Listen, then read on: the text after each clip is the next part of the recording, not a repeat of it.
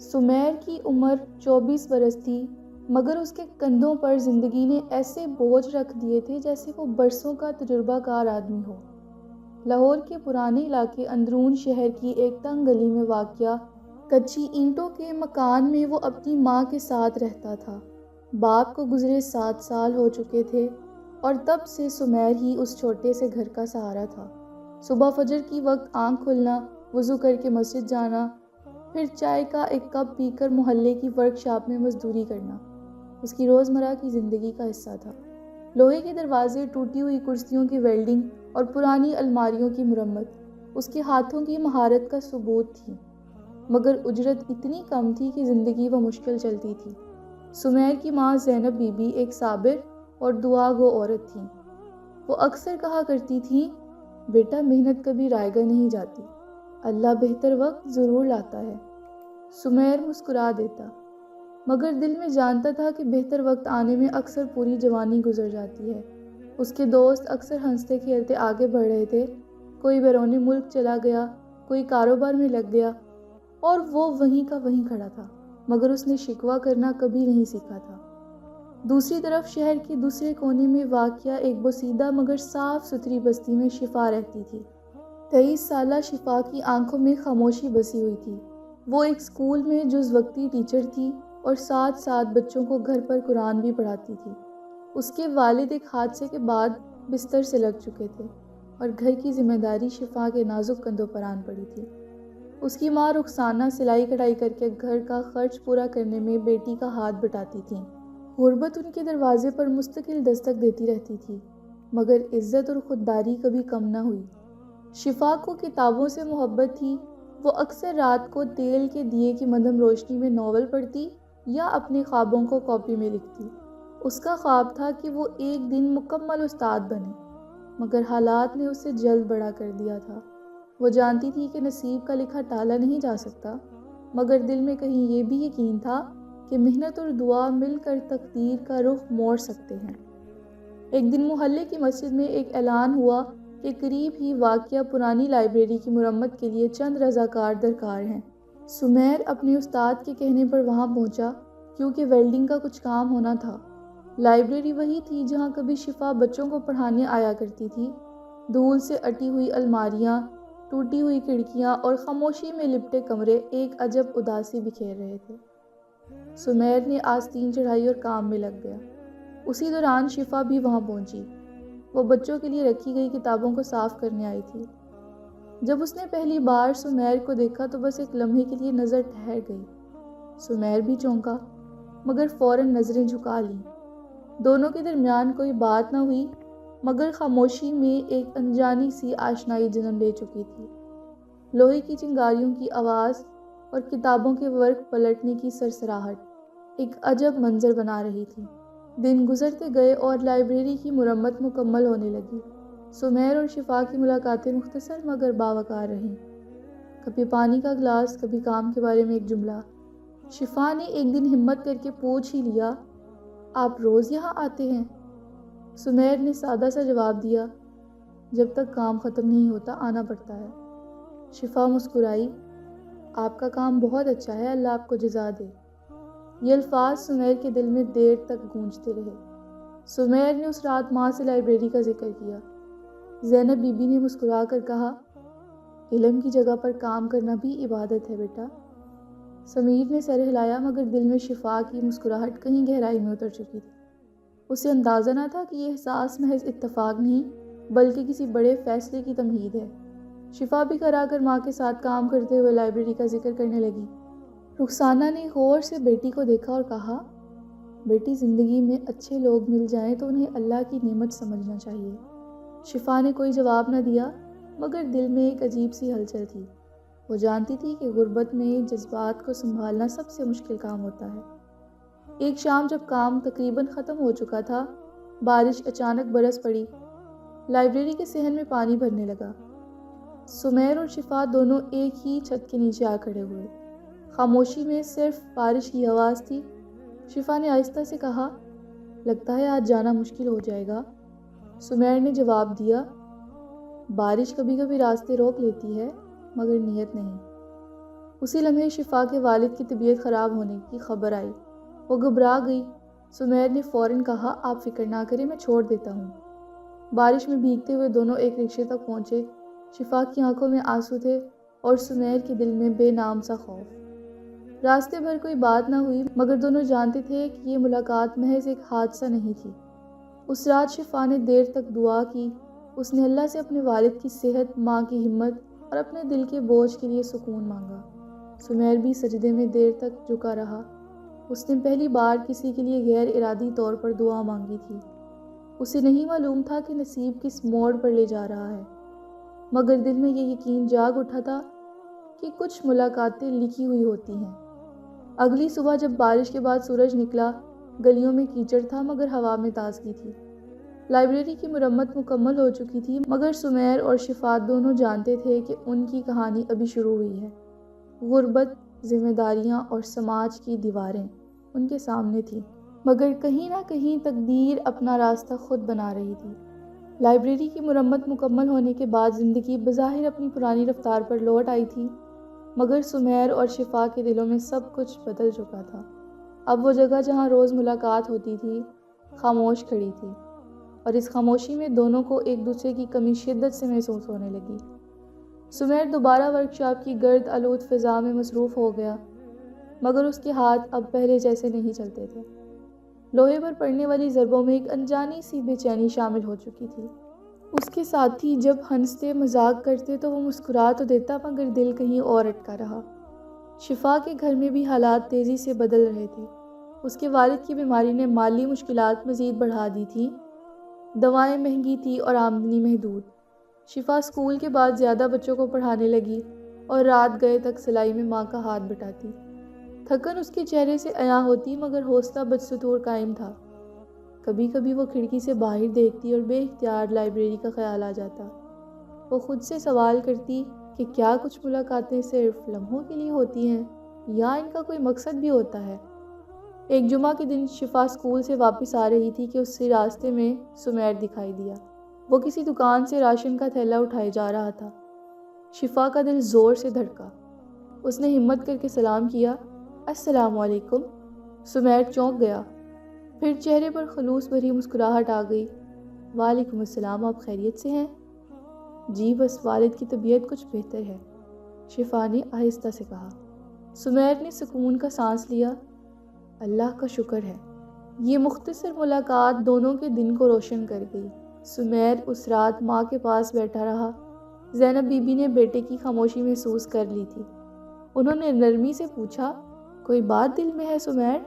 سمیر نے نظریں جھکا کر کہا، اماں، اگر انسان کسی کو پسند کرنے لگے مگر حالات اجازت نہ دیں تو کیا کرے؟ زینب بی بی مسکرائیں، دل کے معاملے میں صبر سب سے بڑی دولت ہے بیٹا، اگر نیت صاف ہو تو راستے خود بنتے ہیں۔ ادھر شفا بھی ماں سے دل کا حال چھپانے کی کوشش کر رہی تھی، مگر رخسانہ بیٹی کے چہرے کی بدلتی رنگت پڑھ لیتی تھی۔ ایک رات انہوں نے شفا کے سر پر ہاتھ رکھ کر کہا، بیٹی، زندگی میں سب کچھ ایک ساتھ نہیں ملتا، کبھی کبھی انتظار بھی عبادت ہوتا ہے۔ شفا کی آنکھوں میں آنسو آ گئے، مگر اس نے سر ہلا کر خاموشی اختیار کر لی۔ دن گزرتے گئے اور شہر میں مہنگائی بڑھتی گئی۔ سمیر کی ورکشاپ میں کام کم ہونے لگا۔ ایک دن مالک نے صاف کہہ دیا کہ اب مزدوری گھٹا دی جائے گی۔ سمیر کے پاؤں تلے زمین نکل گئی۔ گھر آ کر اس نے ماں کو کچھ نہ بتایا، مگر رات بھی کروٹیں بدلتا رہا۔ صبح فجر کے بعد اس نے لمبی دعا کی۔ اس کی زبان پر بے اختیار نکلا، یا اللہ آسانی فرما۔ اسی دوران شفا کے رشتے کی بات محلے میں چلنے لگی۔ ایک دور کے رشتہ دار نے متوسط مگر مستحکم گھرانے کا ذکر کیا۔ رخسانہ تذبذب کا شکار ہو گئی۔ شفا نے خاموشی سے سب سنا، مگر دل جیسے کسی نے مٹھی میں جکڑ لیا ہو۔ اس رات وہ دیر تک جاگتی رہی۔ اسے سمیر کا خیال آیا، اس کی سادہ باتیں، اس کی نظریں، اس کی خاموش ہمدردی۔ اس نے خود کو سمجھایا کہ غربت میں خواب دیکھنا آسان، نبھانا مشکل ہوتا ہے۔ کچھ دنوں کے بعد ایک اتفاق پھر انہیں آمنے سامنے لے آیا۔ مسجد کے باہر فلاحی تنظیم کے تحت راشن تقسیم ہو رہا تھا۔ سمیر رضاکار کے طور پر کام کر رہا تھا اور شفا اپنی ماں کے ساتھ وہاں پہنچی۔ نظریں ملی تو دونوں کے دل دھڑک اٹھے۔ سمیر نے راشن کا تھیلا شفا کی طرف بڑھایا۔ اس کے ہاتھ کانپے مگر آواز مضبوط تھی۔ یہ لیجئے۔ شفا نے آہستہ سے شکریہ ادا کیا۔ اس لمحے میں دونوں نے ایک دوسرے کی آنکھوں میں وہ سوال دیکھ لیا جو زبان پر لانا ممکن نہ تھا۔ اس رات شفا نے فیصلہ کیا کہ وہ اپنی ماں سے سچ کہہ دے گی۔ اس نے ہمت کر کے کہا، اماں، اگر رشتہ طے کرنے سے پہلے مجھے سوچنے کا وقت مل جائے تو بہتر ہوگا۔ رخسانہ نے بیٹی کو غور سے دیکھا اور پھر کہا، فیصلہ جلدی میں نہیں ہونا چاہیے۔ اللہ سے دعا کرو، وہ بہتر راستہ دکھائے گا۔ شفا نے سجدہ شکر ادا کیا۔ سمیر کے لیے بھی حالات ایک نئے موڑ پر تھے۔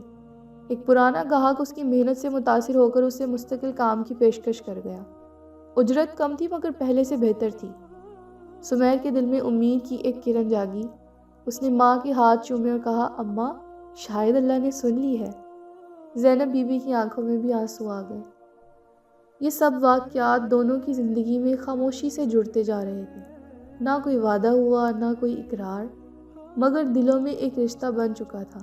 شفا جانتی تھی کہ اس کے سامنے مشکل فیصلے ہیں، اور سمیر کو بھی احساس تھا کہ ابھی امتحان ختم نہیں ہوا، مگر دونوں نے ایک بات دل میں بٹھا لی تھی کہ جو بھی ہو، صبر اور دعا کا دامن ہاتھ سے نہیں چھوڑیں گے۔ شہر کی گلیوں میں شام اتر رہی تھی۔ اذان کی آواز فضا میں گونجی تو شفا نے دل ہی دل میں کہا، یا اللہ، اگر یہ احساس تیرے نزدیک درست ہے تو راستہ آسان کر دے۔ اسی لمحے کسی اور گلی میں سمیر نے بھی ہاتھ اٹھائے۔ دو دعائیں، دو دل اور ایک ہی یقین۔